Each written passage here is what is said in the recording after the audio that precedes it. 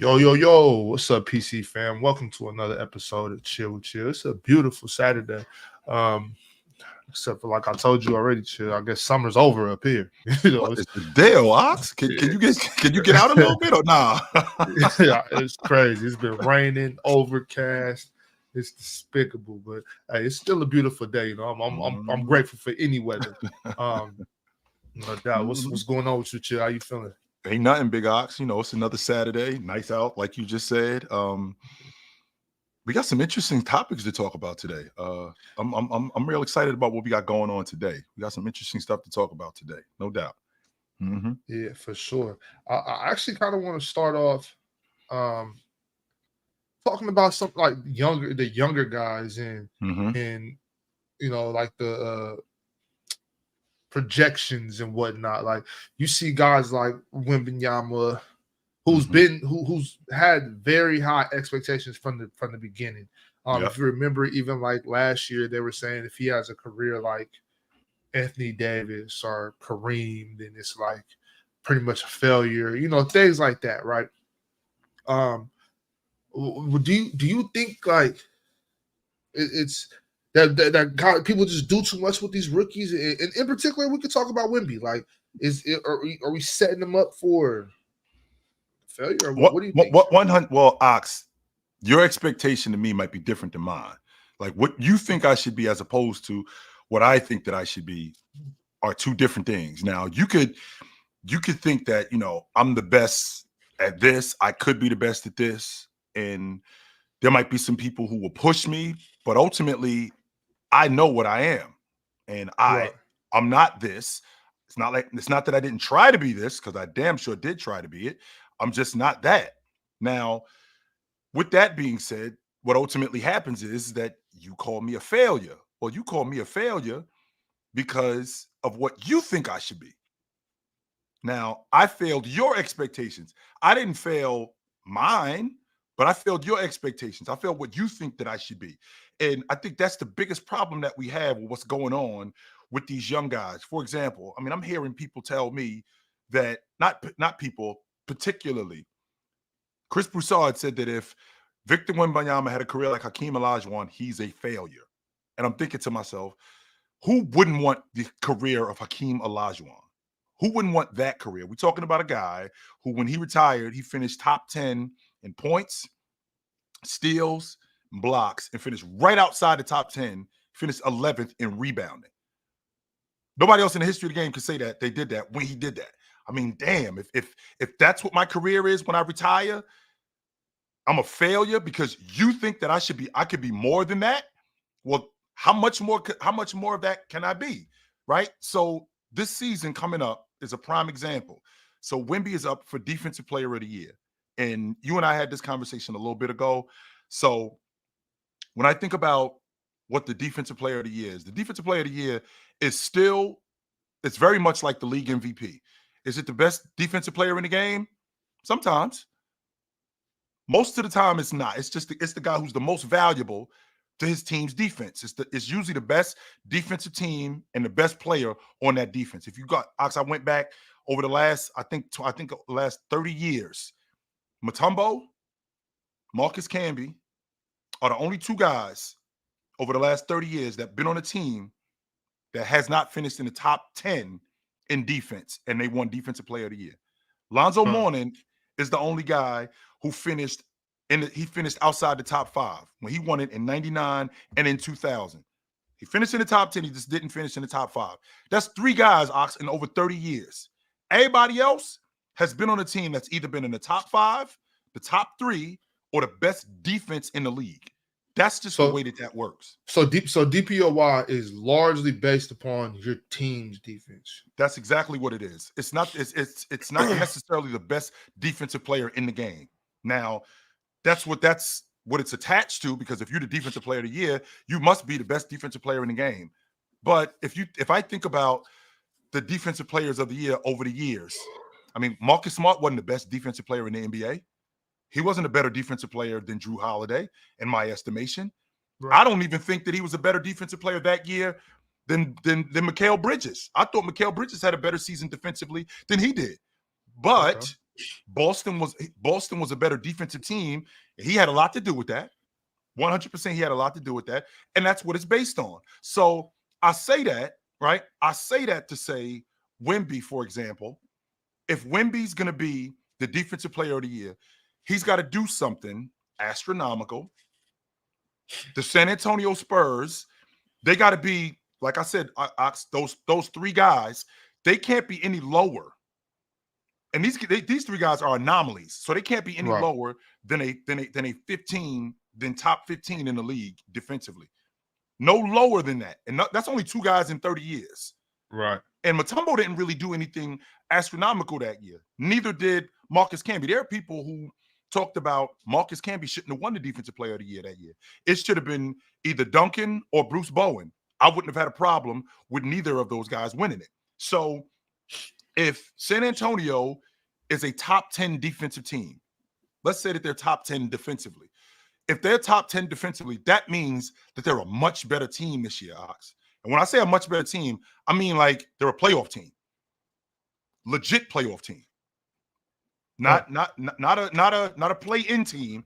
They're a playoff team. So the word on Wemby is when Wemby was on the floor, right? When Wemby was on the floor in San Antonio, I think they were a top 5 team defensively when he was on the floor. Well, my question is when wasn't he on the floor? Because he played 30 minutes a game last year, right? He played 30 minutes. That's way more than half the game. So we saw guys win Defensive Player of the Year. I've seen guys win Defensive Player of the Year and not play half the game. Michael Cooper did it.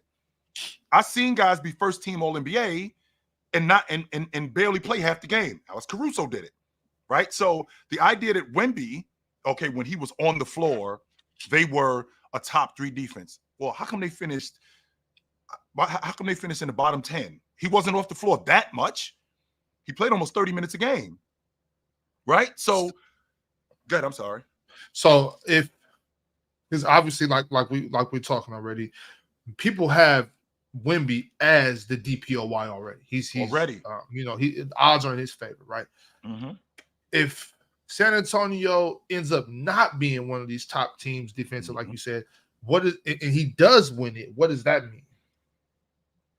If they're not one of the best teams in the league defensively, and he ends up winning it, I think a lot of it will be because people have to be right. They're going against they're going against the norm. And what I mean when I say they're going against the norm, they're going against what actually is the Defensive Player of the Year. Now, if you want it to actually be the best defensive player in the game, I think you got to set a criteria. Okay. Right? Because I think you have to set a criteria for Defensive Player of the Year. So, like, let's say the Wolves are a top 3 seed in the West. Let's say the Lakers are a top 5 seed in the West. Let's say Miami is a playoff team, and let's say Cleveland is a top 4 seed in the East, and the Spurs aren't even in the playoff picture. Right. Like, is that and that's what I've been saying as far as like some of these awards are starting to be they're starting to be really political. Sure. I don't know. And also, with that being said, if he doesn't win the Defensive Player of the Year, that goes back to these maybe unfair expectations that they're putting on these youngsters. Well, that's gonna tie into it, Ox, because now it's gonna be, well, maybe he isn't this, or maybe it's just he's not there yet, which is legit, right? So if you got a team like Cleveland that's a top 4 seed, right? If you got a team like Cleveland that's a top 4 seed in the East, and Cleveland, I think Cleveland's going to be a top 3 team defensively next season. So if you got a team like Cleveland that's a top 4 seed, if you got the Lakers, I don't think the Lakers going to be a top 5 seed.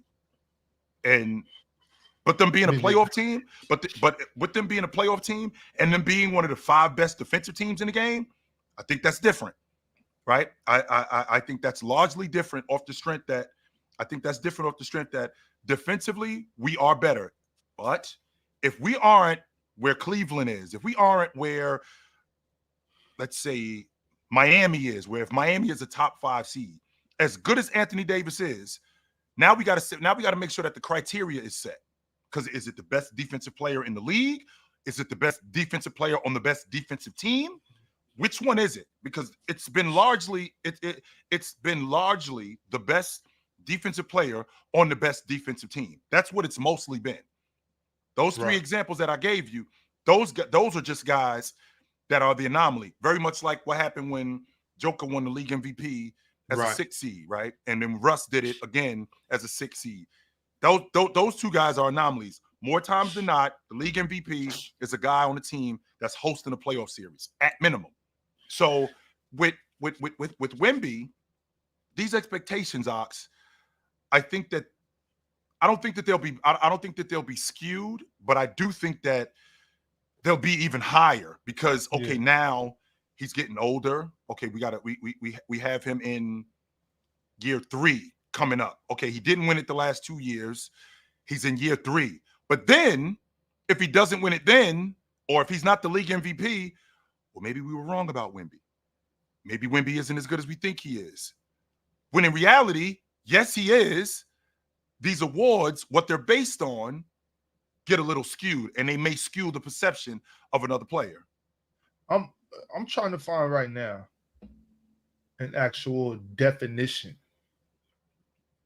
Like what of the defensive player of the year is. Yeah. Right. I'm going off of what I'm going off what the winner is, Ox. That's what I'm going off of. I don't know if there's an actual definition of the defensive player of the year. I'm going off what the winner is, and what the winner tells me is it's more times than not, it's about winning, because that's what validates being the defensive player of the year. You got to win. Yeah, like I said, Atlanta was an exception, Denver was an exception, Miami in 1998-99 when Lonzo Mourning won the defensive player of the year, they were the number 1 seed. I mean, they ended up getting bounced, and it's also a regular season award too, Ox. Just like the league MVP. But more times than not, when you're talking about the defensive player of the year, these guys that are on it, their teams are winning. That's why it's validated. You can't just give. I mean, it's different in different sports. In football, the league MVP is the best player on the best team more times than not. In baseball, they don't care about that. It's just the best player. Yeah. Whoever the best player is, you could be on. You could be on the Atlanta Braves. They're in 3rd place in the NL East, but this is the best player in the league. That's the league MVP. That's just the way that works. Huh. Okay. That's just the way that works. And I'm not able. I can't find a definition or criteria. The only criteria that they have is amount of games played and stuff like that. Voted on by media, all the they don't have. So there's nothing concrete, is what you're telling me. They don't have definition, criteria, and an explanation for who gets it. And I think that's a problem. I think they should have something like that. Like they could, even if it's the best defender on the best defense, you know what I'm saying? Like that might not be the best way to do it, but it also at least then we know what it's to expect. Right. And more times than not, when people see league MVP, people see defensive player of the year, they automatically think, okay, this is the best defensive player in the game. This is the best player in the game if he wins the league MVP. If there's no criteria, okay, well, I don't know exactly what it means. I'm just going off of who won it. So it's clearly the best player. Well, no, that's not the way that works. And I said all I said to say to you, Ox, because if Wemby is on a team like that where they are better, right? So I'm speculating here. If Wemby is on the San Antonio Spurs and they move up and they're a top 10 defense, they're a much better team. And if they're a much better team, I got to think that Wemby is now in the MVP conversation. I have to think that. If we're talking about a guy who you automatically have him projected as the defensive player of the year, right? You automatically have him projected as the defensive player of the year. That means that they're going to be better. And if, from what I've seen, just over the last 5 years, Rudy wins the defensive player of the year. Minnesota's got the best defense in the game. They were tied for first place in the West. Memphis with Jaren Jackson, he won it. They were in third place in the West. Marcus Smart, when he won it, they were in first place. I think they had the best record in the NBA when he won it. Rudy, when he won it again in 21, I think Utah was a top 3 seed, if I'm not mistaken, in 21. I forgot who won it in 20, but 4 to 5 defensive players a year. They've been on teams that not only had the best defense or one of the 3 best defenses in the league, they winning, right? Yeah. They straight winning. But and if that's going to go on with Wemby, now when we talk about the expectations, Ox, they get even higher, right?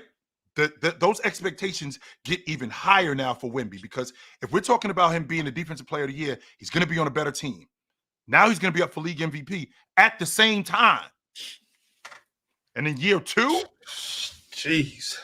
in year 2, these are expectations that are unfair, because if he doesn't meet this, well, wait a minute, maybe he isn't as good as we think he is. Actually, he is. That's insane. It is. Insane. He's a 100%. He's literally a baby. Yeah, he's 20 years old. Baby. He's a kid. That's crazy. He's a 20-year-old kid. So I want to get some clarification from you in particular. I can't find definitions. Let's get it from you. I want to hear for these particular awards, how should these awards be chosen? Like, let's start, since we're talking about DPOY, let's talk about it. What should be, if so I'm talking about, I need a concrete definition or concrete criteria that does not fluctuate, that does not change from year to year. This isn't a year by year thing. It's this is how we pick DPOY every single year in and out. What are we looking for in a DPOY? Well, the DPOY, again, we're talking about the defensive player of the year. Is it the most valuable player defensively, or is it the best defensive player? Whenever I hear this is the player of the year, when in college, when you're the player of the year, you're the best player in the country. That's what I think when you get the John Wooden Award. This is the best player in the country. So if you're getting the defensive player of the year, the NBA is telling me this is the best defensive player in the game. So if this is the best defensive player in the game, that means that what he does constitutes to winning. He's elite. His numbers show it. Not only do his numbers show it, it translates night in and night out. And he's consistent in it. Every night. He's on a winning team. You can't sell me that this is the best defensive player in the game and he's on a team that is at the bottom of the league. No, you can't sell me that. Winning team meaning top 4 seed in either conference? You can't be. You have to be at minimum a playoff team. At minimum, at minimum, you have to be a playoff team. And with you being a playoff team, you have to affect winning. And you have to affect winning at a high level. You can't be teetering on a play-in tournament or playoff spot. No, you have to affect winning at a high level. Rudy Gobert was a prime example of that in 2021. A prime example of that in 2021. I think it was 2021, when Rudy was off the floor, they were a bottom 4 team. Right. Him being on the floor, they were the best defense in the league. Numero uno. Not only were they the best defense in the league, they also were the number 1 seed in the. I think they were a top 3 seed. I know that for a fact. I know that for a fact. So you have to affect winning. You have to be elite as a rim protector, as a shot blocker, and your numbers have to show that. Your production has to show that. It can't just be from the eye test. Yo, this guy's a great athlete. He looks fantastic. No, that's not enough. You have to show me from your production also, in addition to what the eye test looks like. What you produce has to show that I am worthy of being the best defensive player in the game. That's why I think guys like Bam, Evan Mobley, this season, Anthony Davis, I think those guys, I mean, they're going to be in the conversation, but winning is going to matter. Right. Winning is 100% going to matter. I've always felt, Ox, that when you're talking about these awards, they are only validated. They're validated because these guys are winning. And so if you say that, like you said, they have to be a playoff team.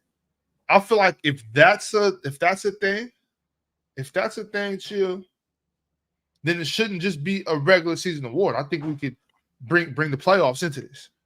You know, because if you're saying they have to be a playoff team, that means they're going to be in the playoffs every year. Sure. And I think we always talk about playoff risers and playoff droppers and things like that. So I think it would be fair to just make it not just a regular season award, especially if making the playoffs is a must to get that award.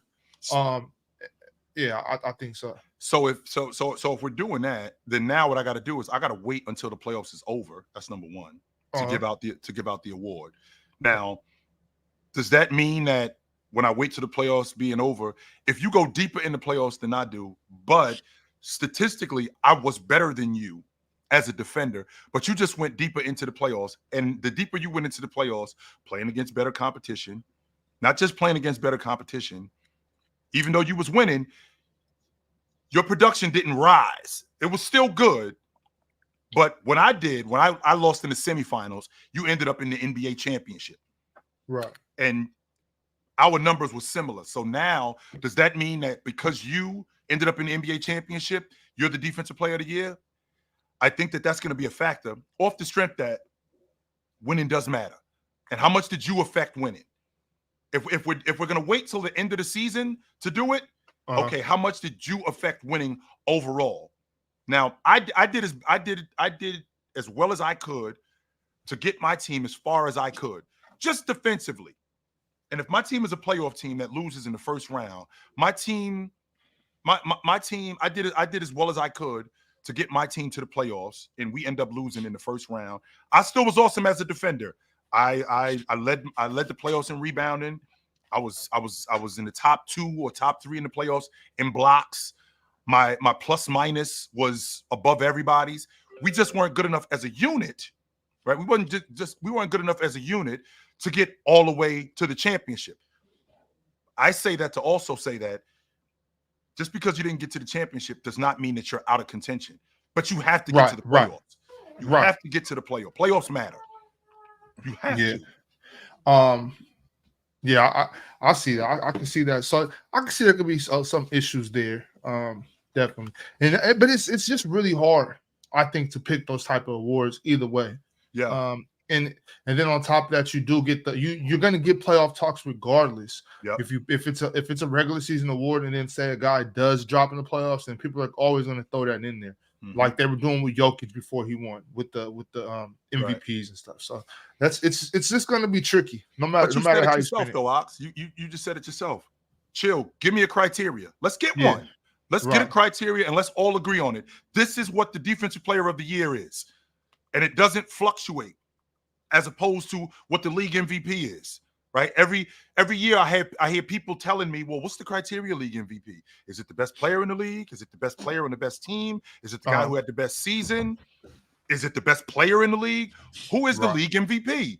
Well, let's get a criteria on who the defensive player, on what the defensive player of the year entails. Let's get a criteria for it. That way, there's no misunderstandings about who the defensive player of the year is. Because once we have these things in place, now we know exactly who it is. Right. Real quick, we got a super chat from Alan Orr. He says, Wemby wins it even if they are a playing team. I don't know about that. I don't know even if they're a playoff team and play-in team, because if the Miami Heat are better, we know who Bam is. I don't think Rudy's going to win it again. I don't. I think Rudy. I think they're done giving it to Rudy off the strength that you can win it too many times, even if you are arguably the best defensive player of the year. Even if you are the best defensive player in the game, this is what happens. So now what you've done is the norm. And unless you exceed that, we can't see you being the defensive player of the year. Same logic with Jokic. I mean, Jokic was what, 20? I think he was 26, 12 and a half, and 9 last season. Those are MVP numbers if that's Bam. If Bam goes 26, 13, and 9, and the Miami Heat are a top 5 seed, Bam's winning the league MVP. That's a Tuesday for Jokic.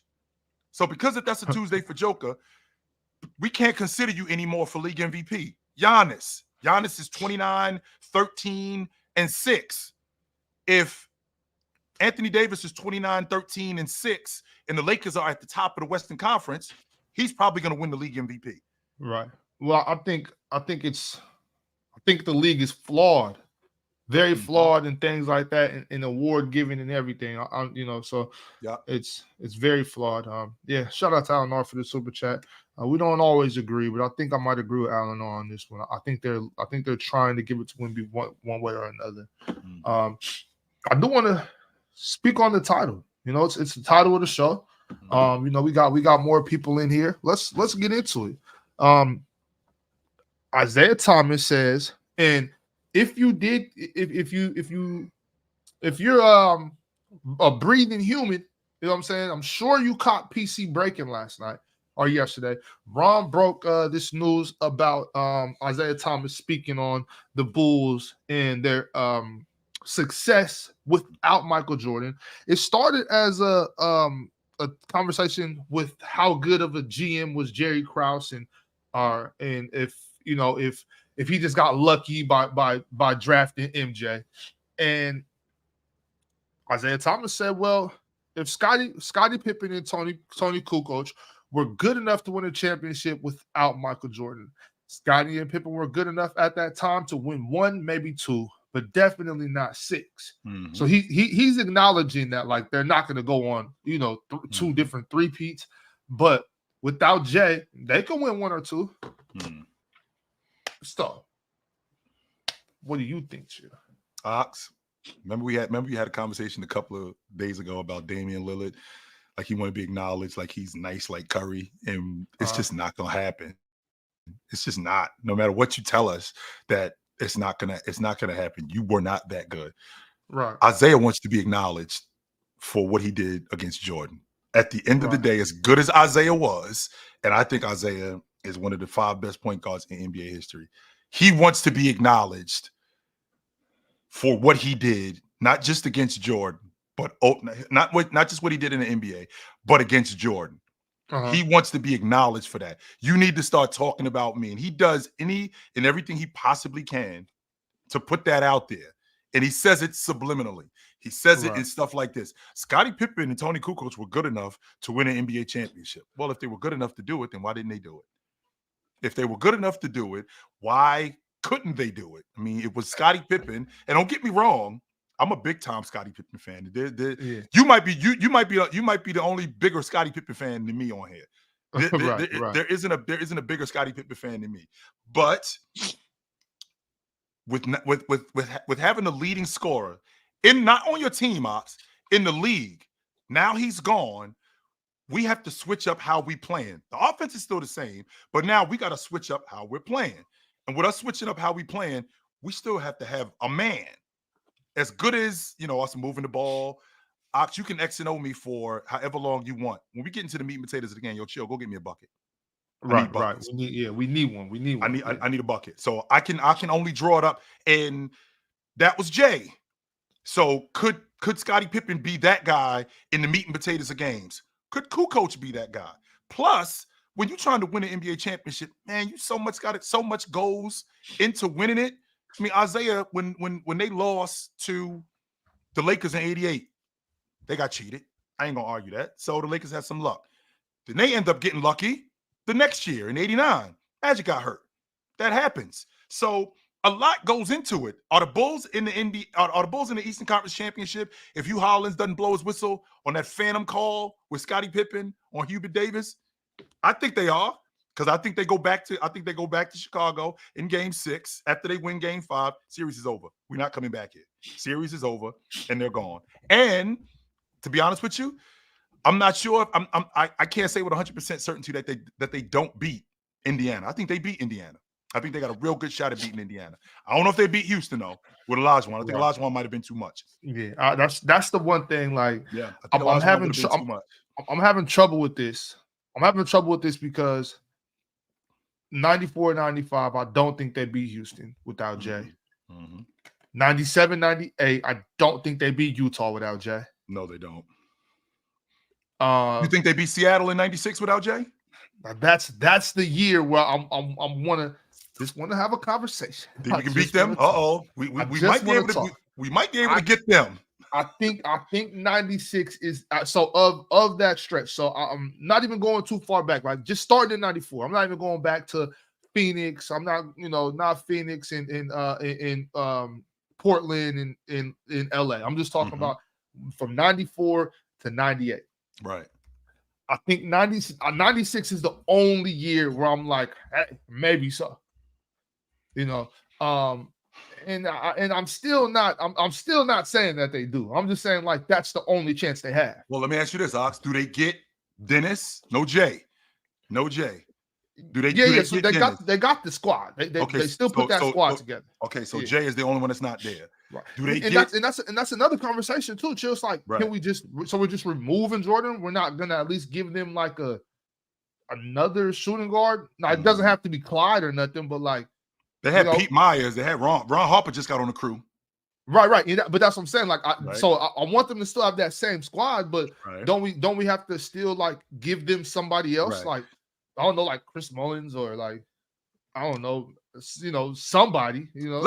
So how about we don't lose BJ Armstrong, right? We keep we still got BJ, and now Ron Harper, right? Ron Harper moves over to the 2. Okay. And in the triangle, plus you got Harp at the 2, you got Scotty at the 3, you got Dennis at the 4, and you got Luke Longley at the 5. Now you got Kukoc coming off the bench, you got Steve Kerr coming off the bench, you got this crew coming off the bench, going up against this Seattle squad in 96. The question I have to ask you though, Ox, because I know how you feel about this. My question is do they get by Orlando? Can they get past that young Orlando team without Jay?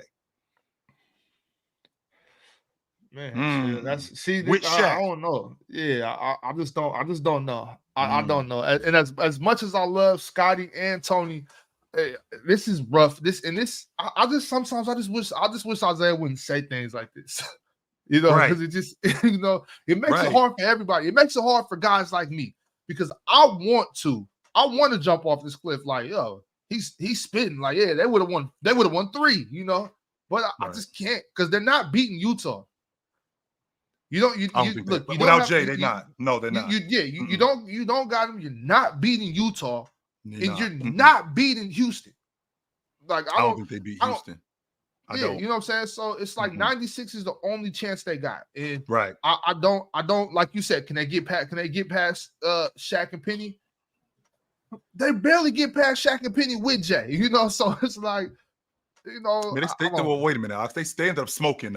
They smoked Orlando. They swept. They swept them, but still, like I'm saying I say barely just because Penny was getting at them. You know what I'm saying? Okay, like so let's rewind, Ox. Let's rewind. They get by that Knick team because they had already beaten them in 94, so they play them again in 96. I think that they beat that Knick team with Allen. I think Allen Houston is on the crew now at that point.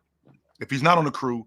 Yes, Allen Houston is on that crew in 97. He's on that crew. I'll take that back. In 96, they still got John Starks. So I think that they beat that Knick team. We already saw what they did in the first round against who did they play in the first round in 96? I forgot who they played in the first round in 96. But I'm thinking about how good and how young and how good that Orlando team was with Ho Grant. Yeah. But I feel like that gets figured out. That gets figured out with Dennis. Right, Ho Grant gets figured out with Dennis. Right. Does Scotty able to handle Penny? What's the difference in this series? The difference in this series is going to be Shaq.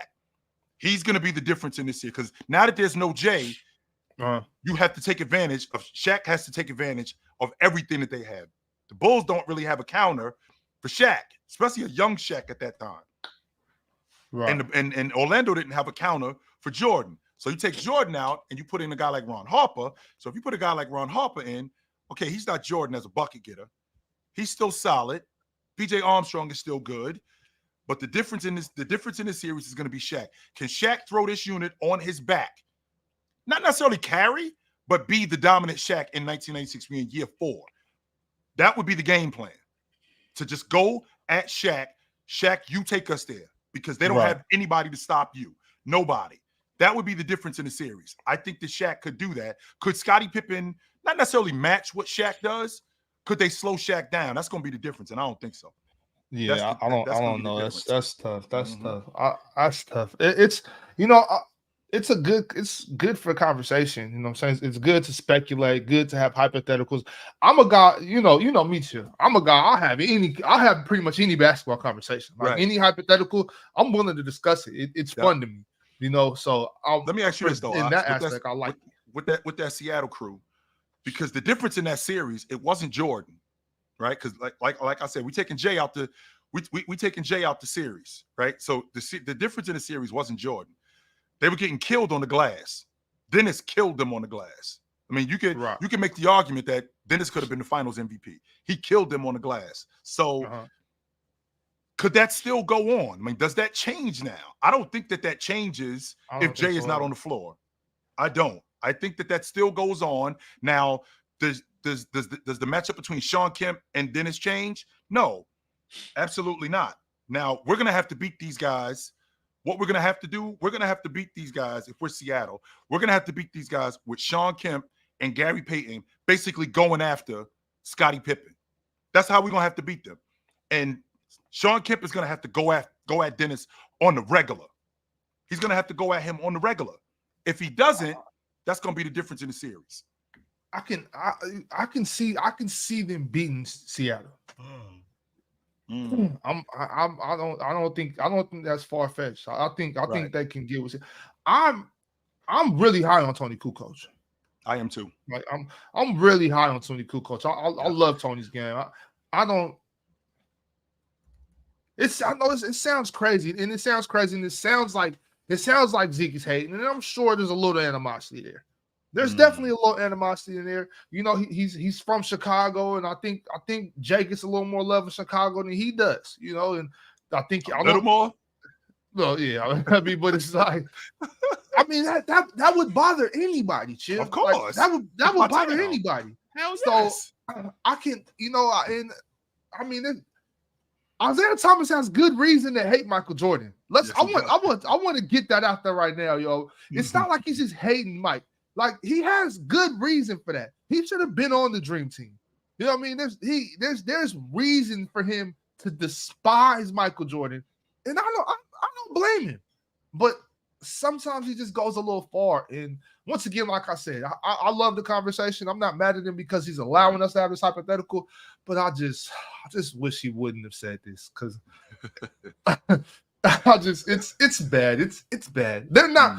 They just might pull off that 96, but other than that, there's no conversation to be had as far as I'm concerned. Yeah. Let's see. I know we got some guys in the back that want to talk about this. Adrian, I'm gonna pull Adrian up first. He's been here waiting patiently. Yep. Real quick, Adrian, hold on. Let me get to these super chats. Sorry. Alan R says IT is a bigger Jordan hater than me. I gotta respect him. Shout out to Scotty though. He clears Jorbum. L Ox. L. All right, just get the change, Ox. I don't care how much change. Just get all the change out. That's all he got is a couple of nickels in the penny. But man, saying he clears Jorbum, I mean, hey, shout out Alan R. I'm not mad at you. Richmond's NBA talk. Chill. Where you rank Hakeem 95 series against Spurs? Let's see. Jordan against Phoenix in 93. James 2016. Shaq 2000 finals. Olajuwon. I think it's top 5. Yes, I do. What he did to David Robinson, that series was mind-blowing. I've never seen anybody outplay an elite big. And I've seen elite bigs get outplayed, right? I've seen Ewing get outplayed. I've seen Moses Malone kick Jabbar's ass. I've never seen an elite big get outplayed like how David Robinson got outplayed by Olajuwon. It was even what Shaq did to Mutombo in 2001. And I love that. I still think what Olajuwon did to David Robinson in 95 was better. Okay, here we go. Again, pull up Adrian. What's up, Adrian? What up? Hey, what's good? What's going on, brother? Right? Hey, what's good, guys? With the MJ conversation, I thought it was really interesting what you guys are saying. I'm gonna agree with Ox on this one. I think 96 is the one where you can really argue if they didn't have Jordan. I think one of the most underrated facts of that dynasty, right, is people don't give Jerry Krause a lot of credit when it came to building that team. He was a terrible man manager. Like he wasn't good with like interacting with people, but his understanding of the game and just he was one of the first people to like really scout traits, right? Looking for those long rangy wings.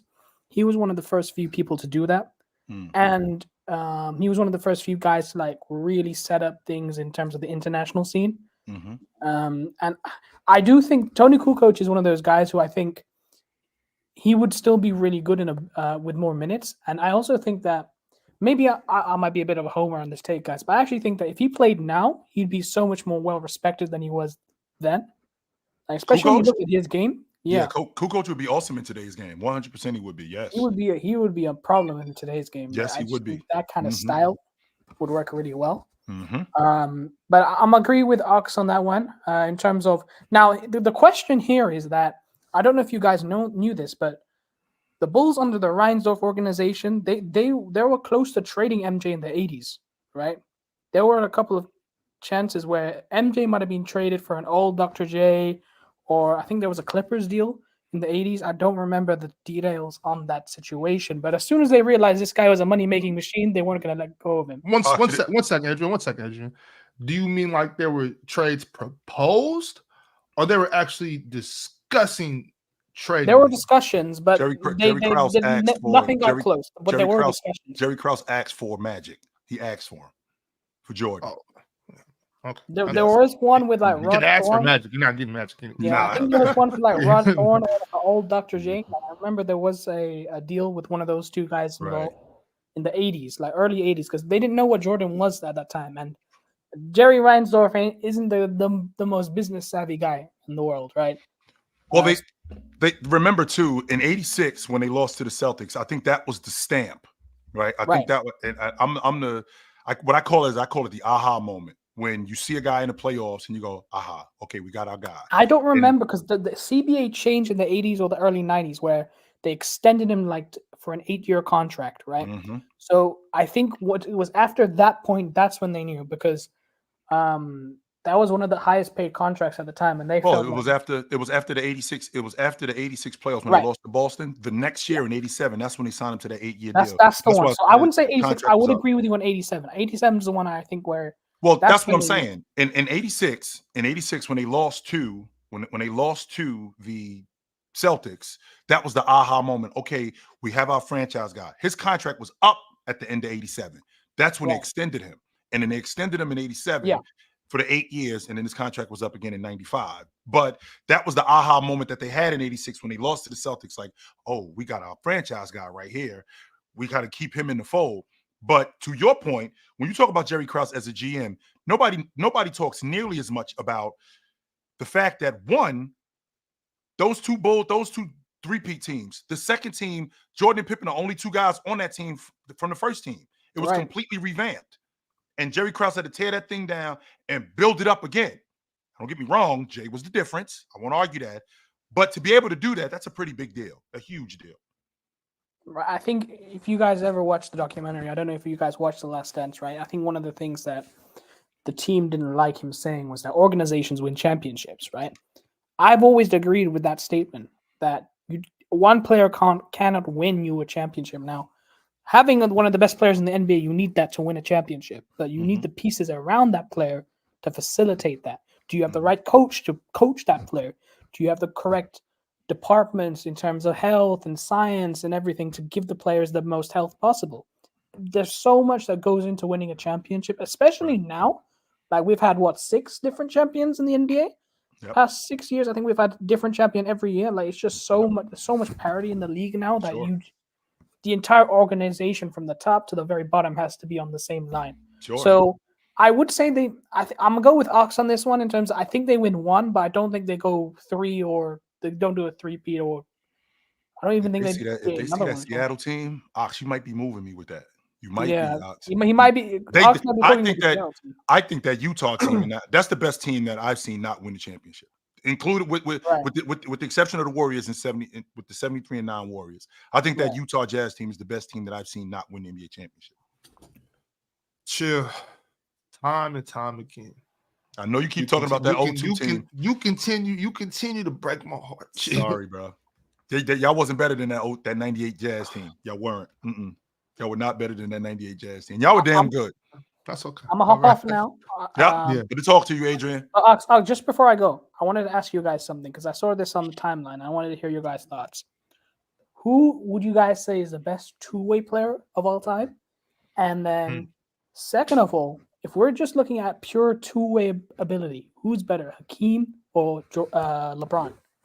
Two-way ability? Yeah. I think Olajuwon is a far better defensive player than James. I don't think James is a far better offensive player than Olajuwon. I think he's a better offensive player than Olajuwon. I don't think he's a far better offensive player than Olajuwon. And who's the best two-way player of all time, Jay?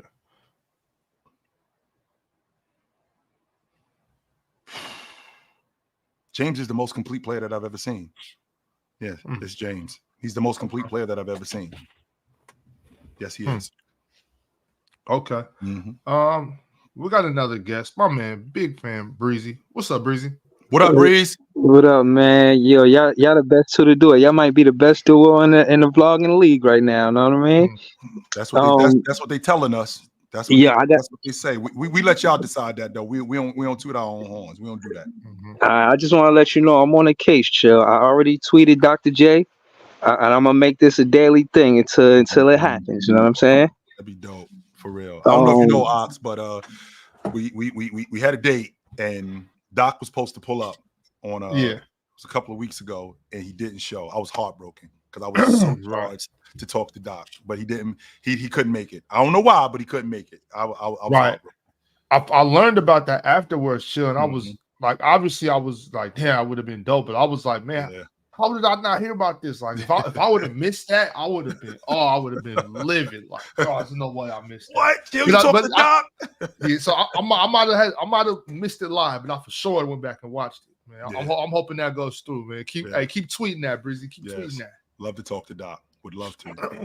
But to the talking point, I think it's disingenuous for Isaiah Thomas to say that because Jordan came before Pippen. You know what I'm saying? So how could they even meet Seattle Supersonics in the finals if Jordan is not there in the regular season and all? You know what I mean? To show Scottie Pippen how to be a leader, and you know what I mean. So I just think it's disingenuous. And y'all made great talking points on how Isaiah is a little salty behind Jordan. I said despises. That's a good word. You know what I mean?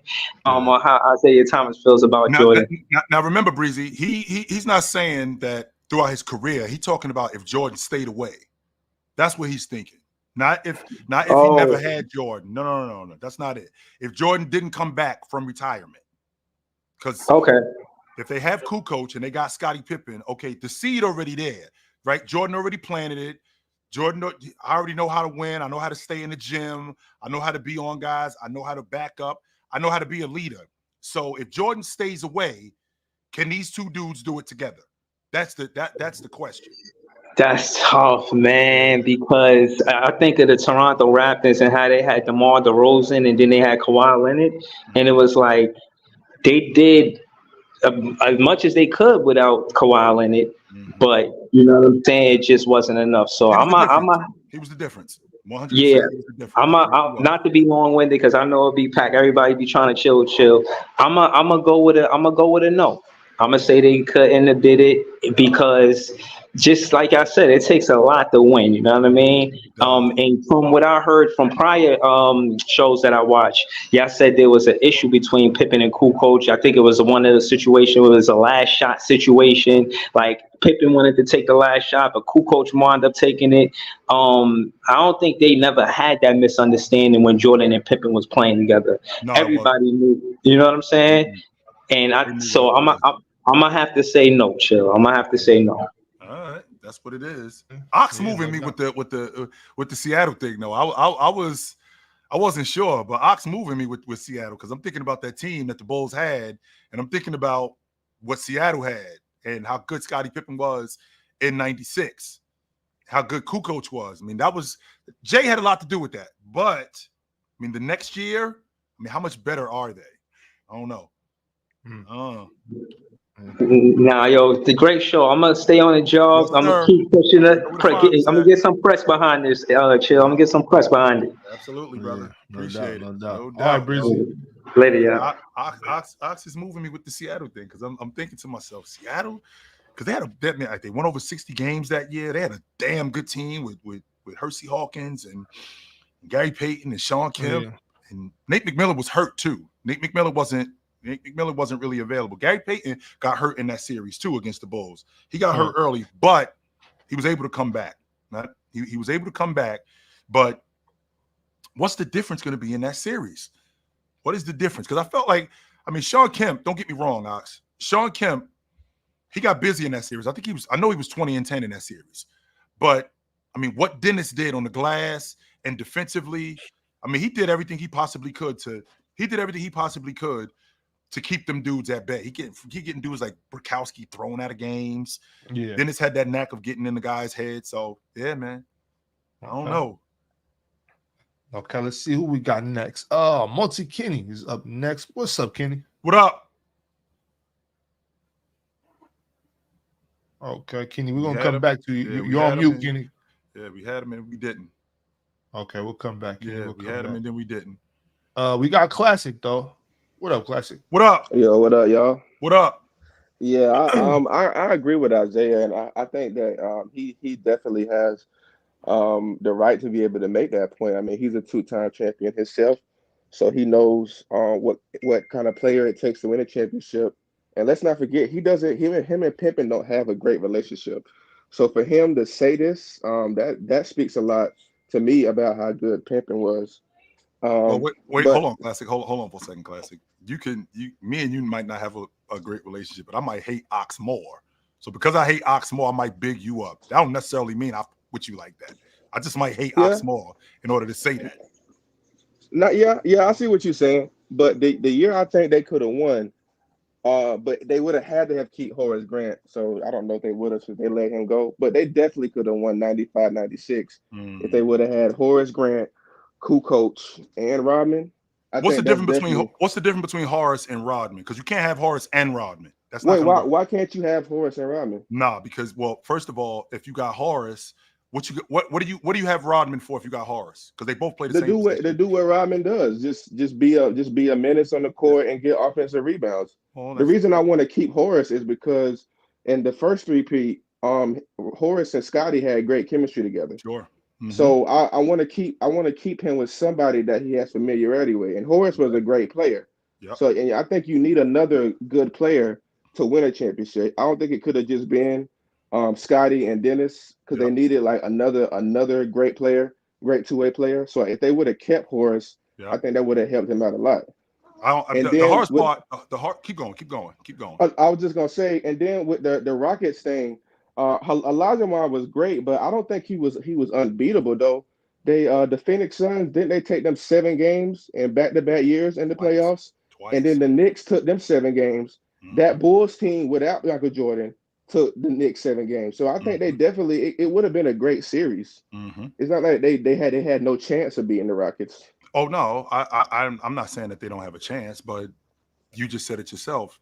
The Bulls took them. The Bulls took the Knicks 7 games. The Rockets, Phoenix took them 7 games. Just so you know, Phoenix took them 7 games. The Jazz took them to the limit, and they all lost. So the fact that you took them 7 games, I can appreciate the logic that they weren't unbeatable. You have a chance, but they still didn't get it done though.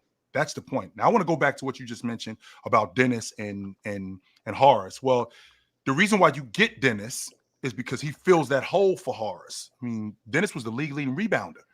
So if we get Dennis, if we have Horace, there's no reason to go after Dennis because we already have that hole filled. Plus, we also got a scorer in Horace. We got a guy who can knock down the mid-range and stretch the defense. If you got a guy in Dennis, if you have a guy in Dennis who is the defender, I think he's a better defender than Horace Grant. I think he's a better rebounder than Horace Grant. I think he's a better dirty work guy than Horace Grant. Not that Horace Grant isn't a great dirty work guy. I just think Dennis is better. I think you're tripping over these guys because now you got to find minutes for both of them. And we don't need both of you guys. One of you guys is just fine. And the other guy is better as a scorer. And I think he complements the other guys better.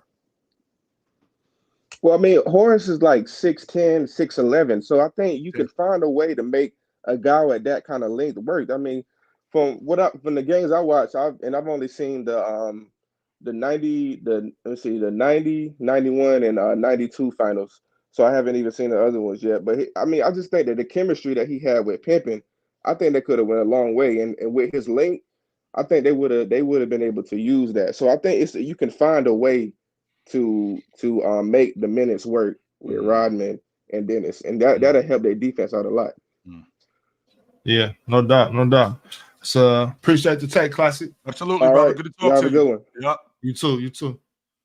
Got a couple super chats. First one from J Tech. He wants to know: do you think Pippen is able to keep Rodman under control like Jordan? Jordan wasn't able to keep Rodman under control. What are you talking about? It wasn't like Jordan had him under wraps. I mean, Dennis is getting thrown out of games. Dennis is wild as hell. Yes. I'm gonna tell you the truth. I think Jordan was even maybe egging it on a little bit. Like, oh, go on, Dennis. You know? He knew where the line was, right? Yeah. He did know where the line was, and Jordan would get on Scott, and Jordan would get on Dennis. All right, Dennis, that's enough now. He got it. That's enough now. And Dennis would back off. But Dennis was out of control, and Dennis was out of control from time to time. Remember, too, Ox, Phil Jackson was very lax on these dudes. Ox, this what time practice is. This what time the game is. This what time the plane leave. What you do outside of that ain't got nothing to do with that. That was Phil. I love that about Phil too. Yeah, I really do. Another super chat from the GOAT, Angie Carr. Make no mistake, Angie Carr is the GOAT. Mm-hmm. Krause was moving like Jerry Jones in the 90s. Was he? I don't know. I'm not sure. I don't know about that one, Angie. I don't really know. I'm not really sure what that means though either. Yeah. So, you know. Because don't get me wrong, Jerry Jones in the 90s was about that life. Jerry Jones was bagging. He was bagging. If you said no, he was on to the next. And Jerry Jones was out here. That GM and they was cooking it up. I mean, from Emmitt Smith to that offensive line to Novacek and they was definitely cooking it up. Yes, they were 100%. Okay, let's see if Kenny's back. Kenny, you back? What up? No, Kenny. Nope. I think you're gonna miss this one because after we get through with this next person, we are moving on to a hot topic. X, what up? Here? Yes, sir. What up? Good, man. This take by Zeke's pure hate, man. We know him and Jordan been at each other's throats for years, man. It sound like a dude that won't get over his ex, ain't it? Yeah, like, man. Like she don't put you no more, man. Get off it. Yeah, we seen it at the top 75 where he was all there laughing and joking with Magic, and then he walked past Zeke. Zeke is salty, man. This is what this is. That team needed Jordan, and Jordan needed that team. Let's just call it what it is. Jordan was the closer for that team. Jordan was the scorer for that team. It was a lot of times Jordan was scoring almost half their points for them to win. You know what I'm saying? Let's just call it what they were not gonna. And I think the proof of that one season, 94-95, when they didn't win, is all we need. Is all we need. They were begging for this man to come back, bro. Please come back so we can win the chip. So because Jordan had the foot up, like, come on back. Yeah, man. Like Jordan put them over the hump, bro. You know what I'm saying? He put them over the hump. So for Zeke to come out and say this, anybody who don't think this is hate is just crazy. Talking about him and Scottie Pippen, they not cool, and for him to say that don't mean nothing, bro. That's just his pure hatred for Michael Jordan, bro. Come on, that's all I gotta say, bro. Let's just wait. Hey, I know you said that's all you gotta say, but I made a statement earlier.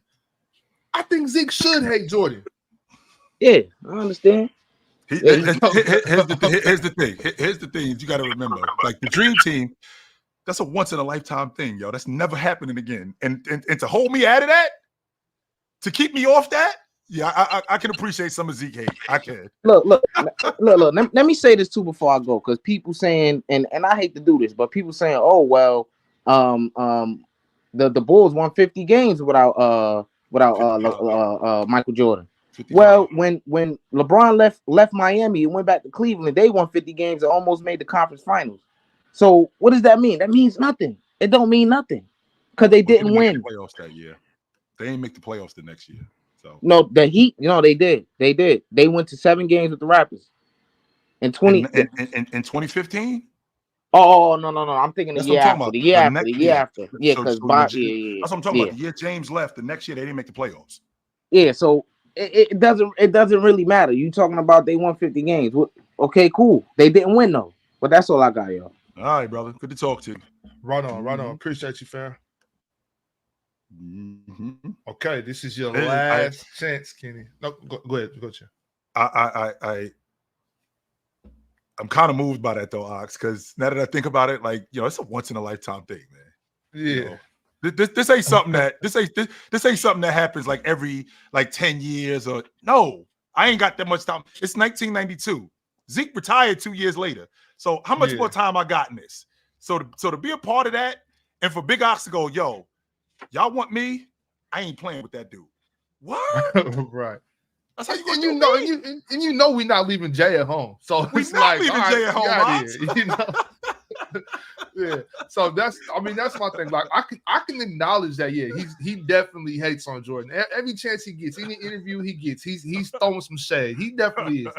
But I can also acknowledge I feel him. Like I can dig it. I understand where it's coming from. All right. So Kenny, this is your very last chance. I'm telling you, after this, there will be no more. Kenny, are you here? Nope. Well, he got up on the panel yesterday, so that's cool. All right, we got another super chat right here from the GOAT, Angie Carr. Think about it. Both ad teams in 90s were synonymous with winning, but started causing friction with their coaches and never recovered moving forward. That was some goofy logic, Angie, with Jerry, not with Jerry Jones and Jerry and Jimmy Johnson. That was so goofy between them two that there was no real reason why they should have broke up. I understand Jimmy Johnson, he doesn't want to be at a job for 5 years or longer. So he was already thinking about moving on, but Jerry Jones could have coaxed him a little bit better and maybe got him to hang out maybe just for a little while longer. That thing didn't have to end like it did. No, it didn't. It did not have to end like it did. And for Jerry Krause to come out after they had just won 69 games in the NBA championship in back-to-back seasons, I don't care if we go 82-0. Phil is not coming back. Like, what are you doing, yo? what are you doing? What's happening right now? What are you doing? You already putting the seed out there. You blowing this thing up. Like that. That's just crazy. Why you shoot? Why would you do that, man? Do you think as far as like the Cowboys go, like Jimmy Johnson, do you think maybe he just was like I don't care. You know how much winning I've done. Like I'm out of here. Like he was already. That's what I'm saying. Jimmy Johnson had this way where he had always said he doesn't like to stay at a job for longer than 5 years. So he probably was going to bounce, but I feel like Jerry Jones, he kind of accelerated that. He could have talked to him a little bit nicer, like, "Hey, Ox, listen, can you give me one more year? Like, let's run this back one more year. At the next year, we'll talk about it. And if you're ready to bounce after next year, then that's cool. But let's see where we are. Let's see if I can get another year out of you, right?" So I think he kind of accelerated because he was big time in Jimmy Johnson more than anything. He was like, the only reason why you a head coach is because I'm the one who put you on. Like, you really ain't that nice. And Jimmy like, "Nigga, what? What are you talking about?" Like, yeah. And the only reason why you're a head coach in the NFL, the only reason why this team is nice because I'm the one who put this team together. You ain't really that good of a coach. And I'm like, wait a minute, yo, hold on. Wait, what's going on? Matter of fact, not only am I a good coach, go find if you think you could find another, you think you made me, make another me. Go ahead. Right. How's that been going? How's that been going? So Jimmy couldn't just have stayed in Miami. Just, he could have done that. Yeah. I think he wanted to coach in the pros though. Right. Yeah. I could say I'm just saying more so just to Jerry Jones. Like, I mean, like I'm successful. You know what I'm saying? Like, you never heard of the U. Don't forget, Jimmy, you picked up the phone and called me. It wasn't like I knocked on your door like, "Hey, coach, I was wondering, maybe you need." No, you saw what I was doing where I was. Right. You saw what I was doing where I was. You picked up the phone and like, "Yo, man, we kind of whack right now. Come coach my team." So that's crazy. Let's not act like that. Yeah. Let's not do that. We're already at football. You know what I'm saying? Okay, before we move on to this next segment, which I know you guys want to get to, You got any updates, football updates, anything to talk about? I saw Debo getting a little slander chill. They saying they better hurry up and pay the other kid. Brandon Ayuk. Yeah. Because my brother actually called me the other day. I'm talking about hysterical. We're about to lose Ayuk. Oh my God, what am I gonna do? Is everything okay down there in Santa Clara? Plus C Mac got hurt. We'll be fine. I'm optimistic. I'm not jumping off the ship. I'm not. Oh my God! No, it's the preseason. Right. You know, these kind of things happen. You know, you just brought up Jerry Jones. I mean, I watched Emmitt Smith sit out the first 2 games of the '92 season, and they ended up losing. And Jerry Jones got on the phone like, "Yo, get this dude in here. Let's get this contract done. Let's get this money to him, so we can get back to what we were doing." So, I don't really pay much attention to, right? I don't pay much attention to the preseason, but I know we got our core, right? I know we got our core, and I think we can work this out with Brandon Ayuk. This is one of those things that I feel like it's going to work itself out. I don't think this is something that I don't think this is something that, you know, we got to keep this tug of war going on. I think this is something that's going to work itself out, and I think we'll be fine. Okay. I do.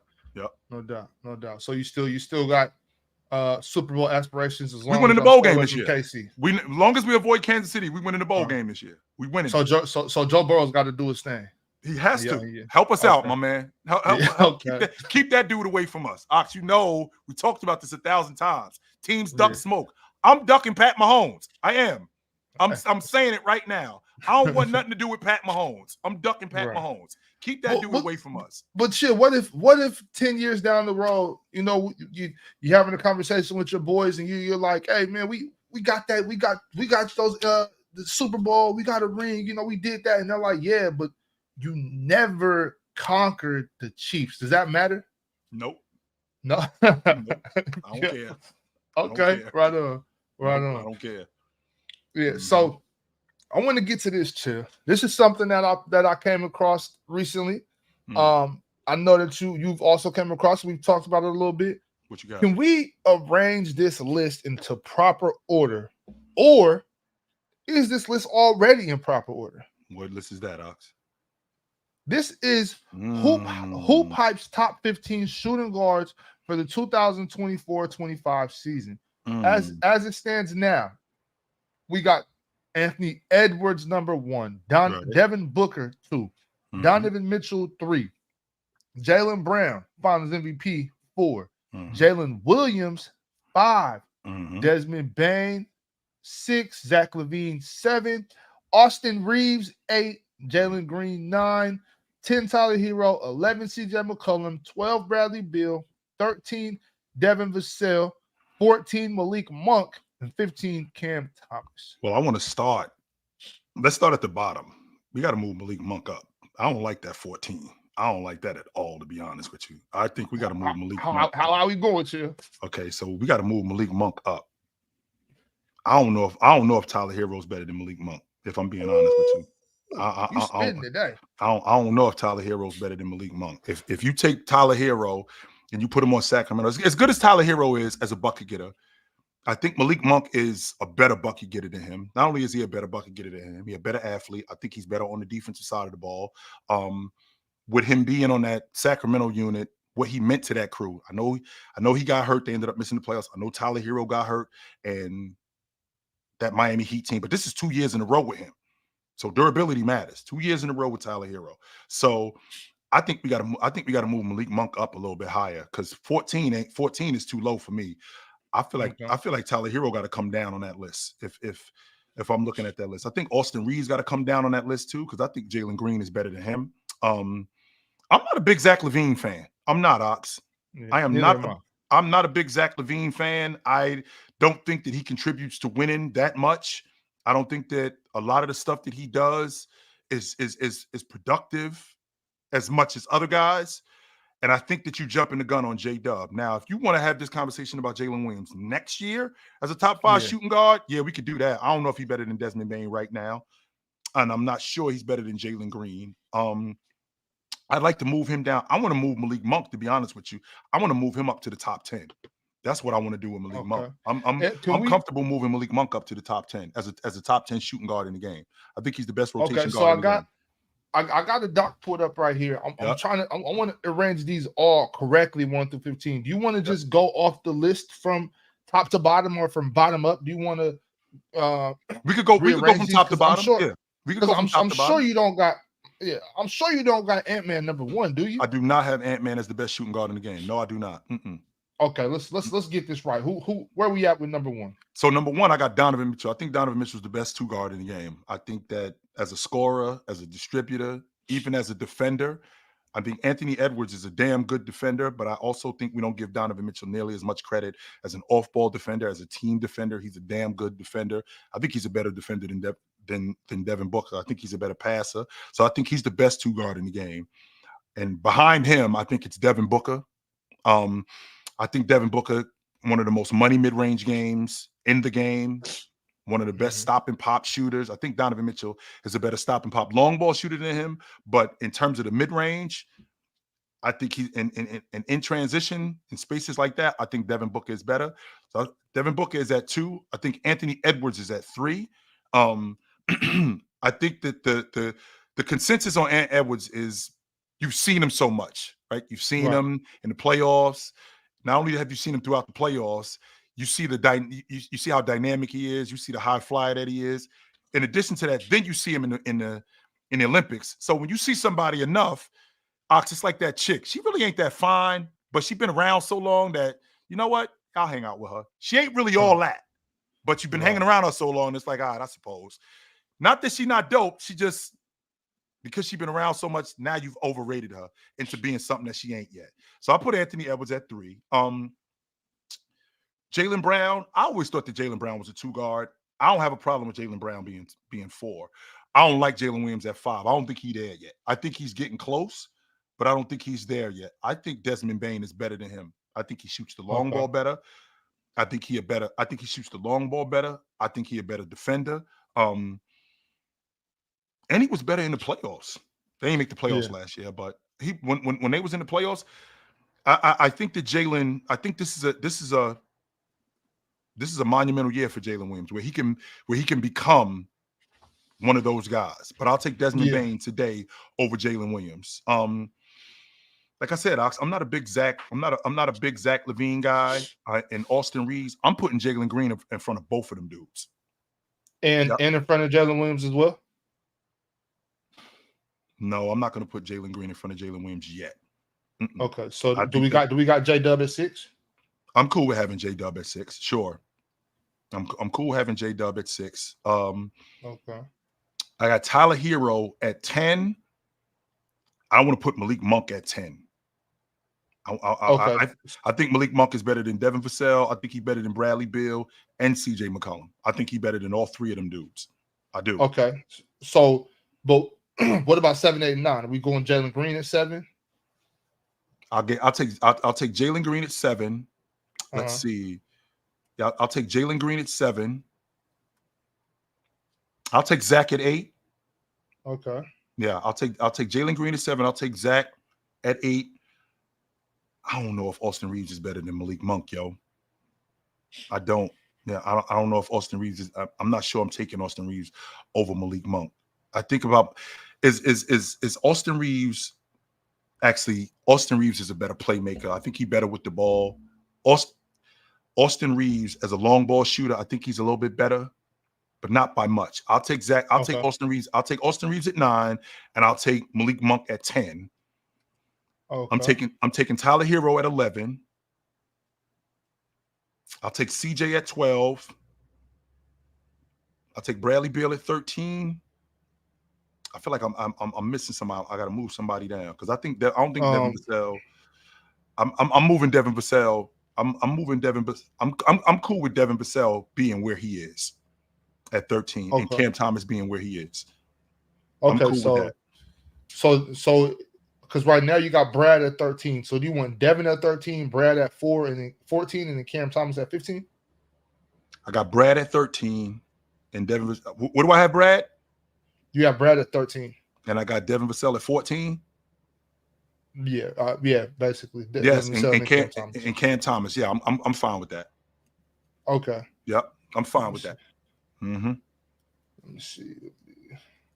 I just think that the glaring name on this list is Malik Monk more than anything. I don't think we give Malik Monk nearly as much credit for what he did as a rotation guy and how big a deal he was as a rotation guy and how significant he was in that role. That's why I'm having a difficult time between him and Austin Reeves, because I'm thinking, was he better in his role than Austin Reeves was in his role? He a better athlete than Austin Reeves. I think Austin Reeves is a better long ball shooter. I think Austin Reeves is a slightly better distributor. I mean, playing with Anthony Davis, that would show that. But I mean, playing with Sabonis, you would think that he would enhance Sabonis's game. So I'm gonna keep Malik. I'm gonna keep Malik where he is. Yeah, I'll keep him where he is. So the list is. Where do you have the list right now? Okay, I'm gonna bring it up. Mm-hmm. Yeah, I don't think we give Malik Monk nearly as much credit. Like a lot of people forget that James hated when the Lakers let him walk, and I understand why they did. It was a money issue. It wasn't because they didn't want Malik Monk in Los Angeles. That wasn't the problem. That wasn't the problem at all, right? The problem was it was a money issue, and with it being a money issue, he ended up going to Sacramento for more money, and with him going to Sacramento for more money, he flourished up there, right? He ended up going up there he ended up flourishing up there. So, yeah. Okay, so right now, as we have it, we have Donovan Mitchell number 1, Devin Booker 2, Ant-Man 3, Jaylen Brown 4, Desmond Bane 5, J-Dub 6, Jalen Green 7, Zach LaVine 8, 9 Austin Reeves, 10 Malik Monk, 11 Tyler Hero, 13 CJ McCollum, 12 Bradley Beal, 14 Devin Vassell, and 15 Cam Thomas. Do you like the way this looks? I do. I do like the way that looks, Ox. And like I told you, the glaring name right from the beginning, right? The glaring name right from the beginning was Malik Monk. He was down at like 13 or 14. I was like, nah, that's too low for him. He's better than 3 of these guys at least on this list that's ahead of him. So no. And I think that his impact was definitely a lot more. And CJ plays, I think CJ, when he was with Dame, I feel like he was much better because he played off the ball more.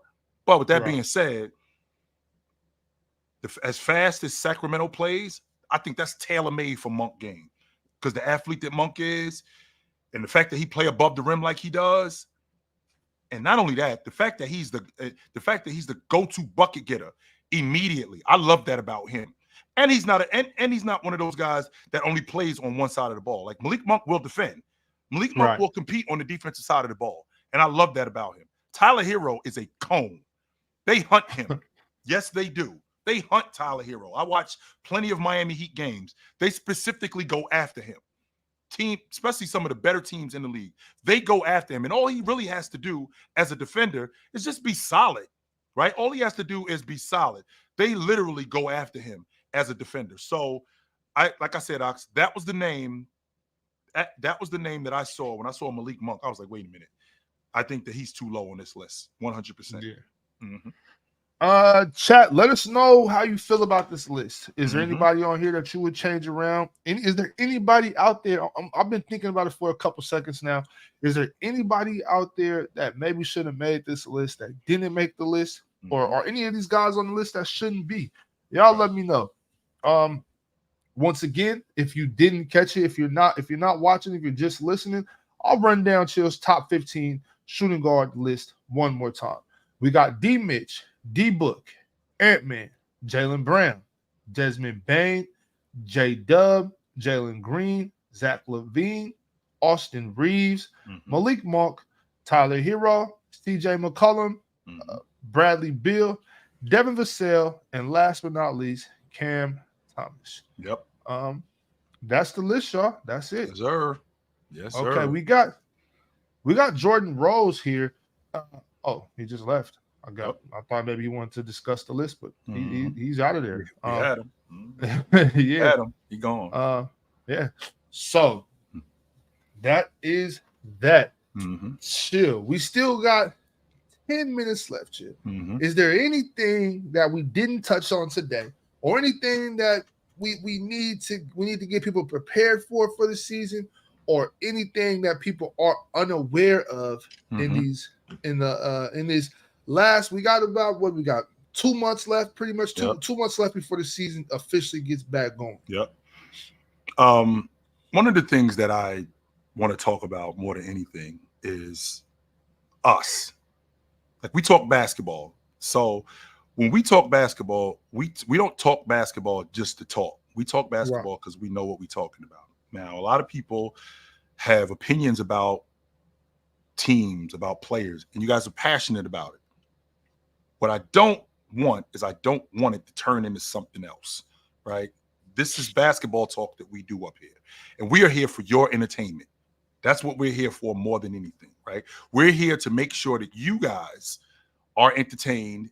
You guys learn what the game is. You guys get a better understanding of what the NBA is. We're not the run-of-the-mill, constant, regurgitating what everybody else is saying. No, we actually say what they're scared to say. We say what people won't say. We say what you actually think but are afraid to say it. We'll say it.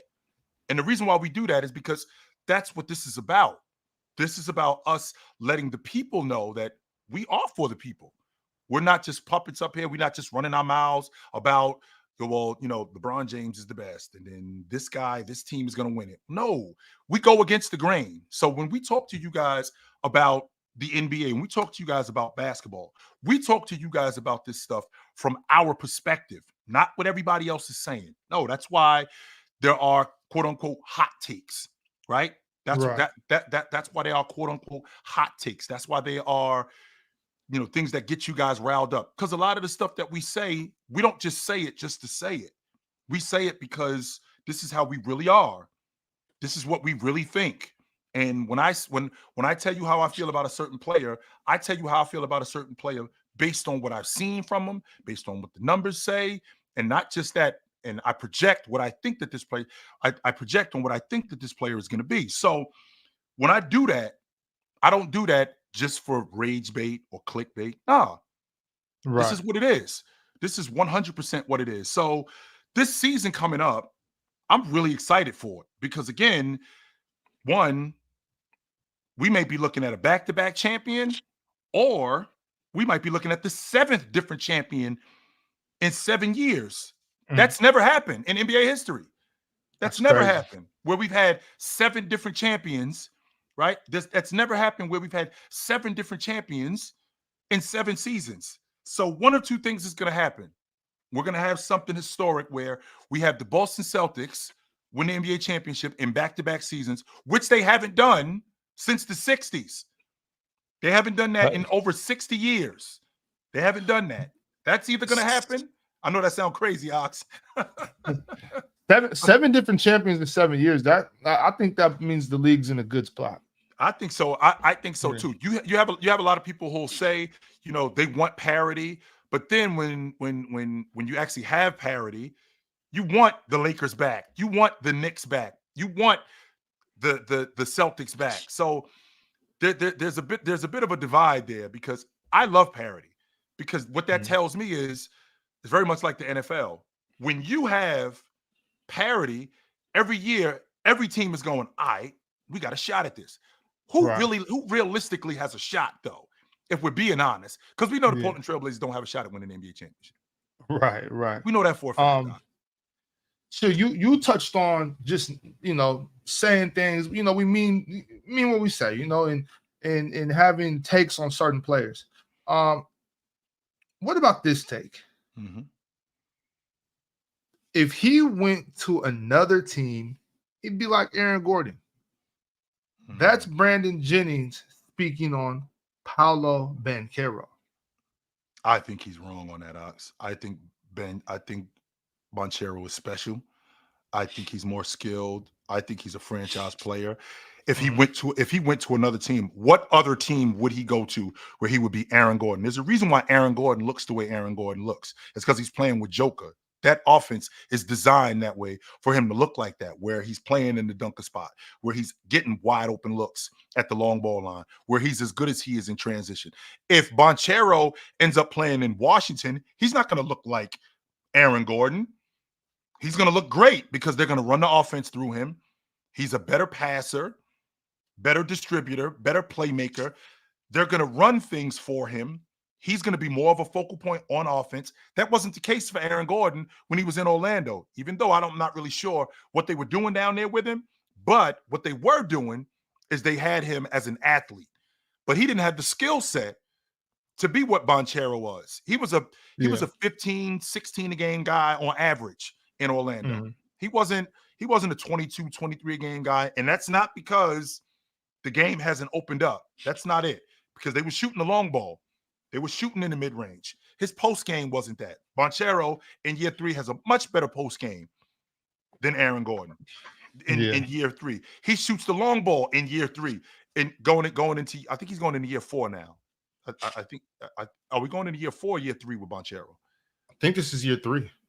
So we're going. So in year 2, he was a much better scorer in year 2 than Aaron Gordon. I give Aaron Gordon being the athlete that he is. I won't argue that, Ox. I 100% believe that. But when you playing on a team where they're showcasing your abilities, those showcasing your abilities also can showcase your deficiencies too. And Orlando did that with Aaron Gordon when he was up there. You could see that Aaron Gordon, right? You could see that Aaron Gordon when he was in Orlando, there was things that he was really deficient at. And I when I watched him, his handle was good, right? He had a damn good handle for a big guy, right? Not only did he have a damn good handle, for a big guy, he was also a superior athlete. Brandon, go do your homework. He averaged almost 18 a game in Orlando in a season. So that's just not true. That's not true. Go do your homework on him. So that's just not true. But what I'm saying is it depends. It depends on the system that he plays into. But I think that I think Banchero is a franchise player. 100%. If Banchero was playing with Joker, how much better he would not be Aaron Gordon. He'd be much better than that. Holy shit. Right. Definitely. Yeah. Also, I mean, you spoke on the athlete Aaron Gordon is, and his ability to put it on the ground a little bit, get out in transition is I think it's underrated. But also his ability to move his feet on defense. You know what I'm saying? Be able to guard smaller guys and recover if he gets beat. He's a superior athlete. So I shout out to Aaron Gordon. I don't mean any disrespect by saying that Paolo is better. I just I really like Aaron Gordon for sure. I do. I want to ask you this too. Before you go any further, Brandon, do everybody in the chat and do everybody in the chat and myself a favor. I want you to go look at Aaron Gordon's 6 years that he played in Orlando. Tell everybody in those 6 years, 1 year. I think I want to say it was either the 16-17 season, one of those years. Around that time, he averaged 18 a game. So go do and I want run down to everybody in the chat, because since you like to talk to everybody and you want to do that, do me a favor. Run down to everybody, right? Run down to everybody every year that Brandon, that Aaron Gordon was in Orlando. Run down every year he was there, what he averaged every year. Tell everybody what he averaged. Go ahead. And that's all I'm going to say about that. Go ahead, Ox. What do you feel about this squad right here? Luka Doncic, Bogey Bogdanovic, Nikola Jokic, Louis Scola, and Robin Lopez. They're gonna be that they're gonna be a problem. Holy shit. That is the squad. That is the squad for Goran Dragic farewell game. He's having like a farewell event today, and I just saw that was the starting. That's the 5 for Luka's team: Luka, Bogey, Nikola Jokic, Louis Scola, and Robin Lopez. So let's run back in time real quick, and let's rewind about 7 or 8 years and put all of these dudes with Luka and Joker. And what are we looking at in terms of that squad? Yikes, Ox. Yikes. And I know how you feel about Scola, right? I know how you feel about Scola. And I like Scola too. But with that being said, right? With that being said, that squad would cause huge problems. Huge. So I got Luka at the 1. I got Luka and Dragon in the backcourt, right? I got Joker, Scola. No, it's Bogey. I'm sorry, I got Luka and Bogey in the backcourt. No, I'm sorry, I got Dragon and Bogey in the backcourt. No, Luka and Bogey. Okay, Luka and Bogey. And I'm assuming Jokic at the 3. Joker at the 3, Scola at the 4, and Robin Lopez at the 5. Yeah. Come get some. That's all I gotta say, Ox. Come get some. Go get your boys and come get some. That's all I gotta say about that. I'm trying to find the other squad, the whole lineup, but I can't find it. But I know Steve Nash is playing with Goran. I think I want to say Dirk is even suiting up for this. Go get Dirk. Yeah. Go oil him up a little bit. Yeah, get them parts moving. Yes, sir. Oh man. So Tone you just popped up, fam. We are at the end of the show, but you popped up. If you want to give what up? A tech or something. Yo, what's up, fellas? What up? Y'all can hear me? Yep. Hey. Loud and clear. Hey. Peace, salute, chill, Big Ox, salute. What up? That lineup y'all just ran down, I ain't gonna hold you too long. That lineup y'all just ran down, Ginobili won a gold medal against Team USA with Scola. Yeah, they running everybody out the gym. This is a Scola right here. This is a Scola stand right here. Just so I'm a Scola guy. Scola Cahoop. I'm Scola Cahoop. Now, which bogey is you talking about? You talking about Atlanta bogey or the other one? So it's yeah. No, it's Atlanta. Bogdan Bogdanovic. Okay. Yeah. Let me hold that gold medal. They'd have beat Team USA this year. They would have beat Team USA this year. Straight up. No question. They sweep it through. But I ain't gonna hold y'all. I know y'all gotta do what y'all gotta do. I'll get back with y'all next time y'all on. You know what I'm saying? But yeah, man, y'all do great work, Let's get to it. Absolutely, brother. Good to talk to you. We appreciate it. All right, y'all too. Saturdays at 12 o'clock Eastern. Absolutely. That's what for sure. Yep, absolutely. Yeah, we starting to get the I'm getting the call from the suits. Yeah, no doubt. Before we do get out of here, 1 second, Claire. Relax, Claire. Relax. All right. Got one more super chat. We're getting out of here. All right. Angie Carr, the GOAT Angie Carr, says this NBA or NFL season, 1 stays, 1 goes. Got to pick, chill. 1 stays, 1 goes. Oh, I'm a basketball guy, so the NFL season can go. I'm straight. Mm-hmm. Well, see you, NFL. I'm good. Mm-hmm. I'm straight. Right on. Yep. Right on. It's gonna hurt me now. I know I gotta pick one. It's gonna hurt. It's not like I'm like, I buy. No, it's gonna hurt, but I'm a basketball guy. So yeah. Football gotta go. No doubt. Mm-hmm. No doubt. Well, this is the end of the show, y'all. Appreciate y'all sticking with us this whole time, and it was a great one. Just like they're all great. All of them are great. We'll be back next Saturday, same time. That time is noon Eastern on Saturday. That's 9 Pacific, if that's where you. I don't know what time it is if you way over there on the other side, but that's noon Eastern, man. Don't be late. Don't be late. Pull 5 up. o'clock in Hawaii. 5 o'clock in Hawaii. So Chill.